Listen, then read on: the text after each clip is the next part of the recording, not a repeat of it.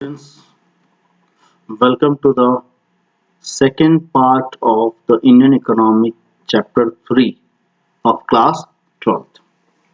Second part में हम आज डिस्कस करने जा रहे हैं। एक्चुअल में कल हम जो डिस्कस कर चुके थे, टॉपिक्स हमने देख चुके थे, तो और चैप्टर्स पढ़ने के बाद हम क्या क्या सीखेंगे, इस चैप्टर की ओवरव्यू और इंट्रोडक्शन हम कर चुके थे। बैकग्राउंड और इसके इम्पैक्ट को भी हमने कल डिस्कस कर चुके थे। आज जो हमारा है कि जो यहाँ पे हमने देखा था कि फाइनली क्या निकल के आया कि 1990s में गवर्नमेंट को एक अपना नया इकोनॉमिक पॉलिसी, ये आप बोलते हैं कि भारत की पिक्चर ही अलग हो चुकी थी। तो ये 1990s में जो पिक्चर अलग हुई थी, ये पिक्चर क्या थी, यहाँ थोड़ा देख लो। ये पिक्चर ये था कि एलपीजी को, new economic policy, liberalisation, privatisation and globalisation को क्या किया गया था, इंट्रोड्यूस किया गया था।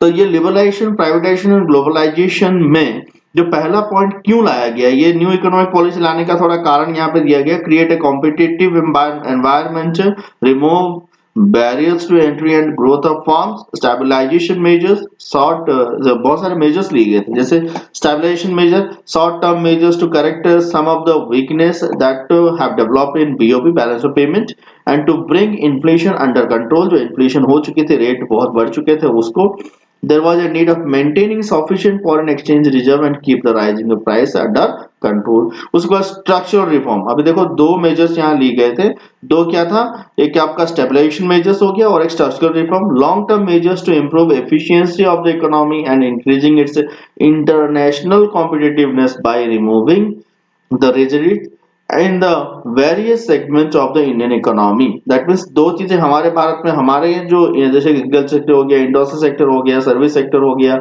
ये सब सेक्टर में थोड़े चेंजेस लानी थी। और हमको क्या करना था, हमारे को अपने जो बीओपी मेंटेन करना है, इन्फ्लेशन मेंटेन, बैलेंस लाना है, फॉरेन एक्सचेंज रिजर्व को बढ़ाना है, ये स्टेबलाइजेशन मेजर था। और स्ट्रक्चरल रिफॉर्म मेजर्स भी यहाँ पे लिए हुए थे। तो न्यू इकोनॉमिक पॉलिसी दो कैटेगरी में लिया गया था, एक तो हो गया आपका क्या, stabilisation measures and structural reform measures, right. तो हम देखते हैं अभी आगे बढ़ के कि क्या है। पहला जो हमारा लिया गया था लिबरलाइजेशन। देखो तीन चीजें ली गई न्यू इकोनॉमिक पॉलिसी में, लिबरलाइजेशन, प्राइवेटाइजेशन एंड ग्लोबलाइजेशन, जिसको हम एलपीजी बोलते हैं। चैप्टर का नाम मैंने एलपीजी रखा हुआ है। तो पहले हम एलपीजी के में एल को देखते हैं, राइट, लिबरलाइजेशन को। लिबरलाइजेशन क्या है थोड़ा अच्छे से देख लो। Put an end of restriction and open of the economic liberalization measure were introduced in 1980s in areas of industrial licensing, export-import policy, technology upgradations, physical policy, and foreign investment. Reform policy initiated in 1919 were more comprehensive। अभी ये देखो, ये जो policies थे ना, this policies has been taken in 1980s already by the which government? There was the government of Rajiv Gandhi. He has taken the measures during that time. Sorry, Indira Gandhi. Indira Gandhi has taken these measures during that time, but इसको comprehensive 1991 में और बना दिया गया था। तो क्या था, देखो एक एक सेक्टर का देख रहे हैं। देखो पहले डीरेगुलेशन इंडस्ट्रियल सेक्टर, फिर फाइनेंशियल सेक्टर, फिर टैक्स रिफॉर्म्स, राइट। तो हर एक सेक्टर में क्या क्या चेंजेस आया यहाँ पे बताया गया है। लिबरलाइजेशन के दौरान कैसे लिबरलाइज किया गया हर सेक्टर। तो पहले देखते हैं deregulation in industrial sector. Till now there was check on permission to get started with firm. किसी भी फार्म को स्टार्ट करना है या एस्टैब्लिश करना है तो यहाँ परमिशन लेना पड़ता था। और प्राइवेट सेक्टर को यहाँ पे अलाउ नहीं किया करने दिया जाता था। Some goods only by SSI, ऐसे कुछ गुड्स थे जिसको स्मॉल स्केल इंडस्ट्रीज को ही बोला जाता था कि आप ही बनाओ, यहाँ पे लार्ज स्केल इंडस्ट्री एंट्री नहीं करेंगे। ये सब थी, क्या क्या थी यहाँ बताया जा रहा है। And control on price fixation, कितना प्राइस आप फिक्स होगा वो गवर्नमेंट बताएगी, ज्यादा प्राइस आप नहीं ले सकते। ये सब and distribution and selected industrial product, ये हमारे पास उससे पहले थी ये चीजें, ऐसा था हमारा इंडस्ट्रियल सेक्टर। अभी यहाँ पे क्या कर दिया गया लिबरलाइजेशन के तहत, industrial licence was abolished for all category except product alcohol, hazardous, explosive. ये तीन चीजों को छोड़ के बाकी सब में लाइसेंसिंग वाली पॉलिसी खत्म कर दी गई, लाइसेंस नहीं लेना है।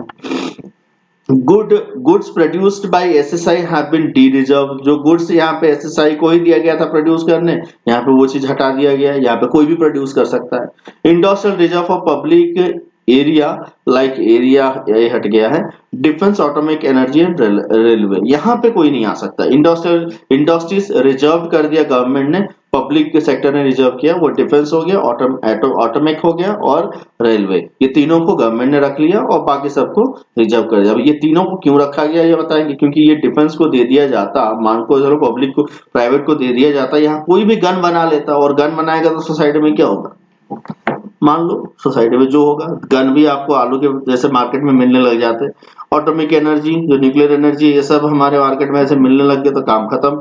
और रेलवे की क्यों रखा गया, क्योंकि रेलवे में भारत में ना बहुत सारे लोग रेलवे के ऊपर डिपेंडेंट थे, तो रेलवे प्राइवेट को देते तो लोग बेयर नहीं कर पाते ये प्राइस राइजिंग को, इसीलिए रेलवे को गवर्नमेंट ने रखा था। ये तीन चीज को गवर्नमेंट ने रखा, बाकी को दे दिया प्राइवेट को, कोई लाइसेंस नहीं है। उसके बाद फाइनेंशियल सेक्टर रिफॉर्म क्या हुआ ये देख लो, commercial bank, investment bank, stock exchange, foreign exchange market, ये सब इसमें आएंगे फाइनेंशियल सेक्टर रिफॉर्म्स में। Regulated by RBI, decide amount of money invest, rate, nature of lending, कैसे पैसा देते हैं, लेंडिंग का कॉस्ट हमने मैक्रो इकोनॉमिक में मैंने पढ़ाया हुआ था।